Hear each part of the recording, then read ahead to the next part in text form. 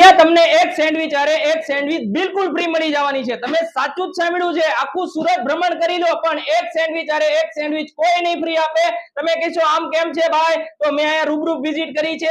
અમૂલનું cheese butter રહેવાનું છે અને બ્રેડ પણ એક નંબર ક્વોલિટીની રહેવાની છે અને અહીંયા જે ચટણી રહીને તેમાં પણ બટર નાખેલી ચટણી બનાવે છે, તેનો ટેસ્ટ રહ્યો ને કંઈક અલગ જ રહેવાનો છે। અહીંયા તમને ઓપન લીલવા સેન્ડવિચ મળી જવાની છે અને અહીંયા તમને ગ્રીલ સેન્ડવિચ પણ મળી જવાની છે। આ સેન્ડવિચ ખાવા માટે ક્યાં આવવાનું છે? આ મારી પાછળ યમુના ચોક આવેલો છે, તેની એક્ઝેક્ટ સામે કેબીસી આવેલું છે અને એની એક્ઝેક્ટ સામે કૃષ્ણા ભેળ એન્ડ સેન્ડવિચ આવી છે, તો ત્યાં તમારે આવી જવાનું છે। ક્લાયન્ટના રિવ્યુ લઈશું કેવો છે ટેસ્ટ। તો મેડમ શું તમે ખાધું? ગ્રીલ વાળી સેન્ડવિચ ખાધી, એનો ટેસ્ટ બહુ સરસ છે અને બીજી વાર આવી શકે એવું છે। ચોક્કસ આવી શકે એવું છે? હા, ચોક્કસ આવી શકે। ચોક્કસ।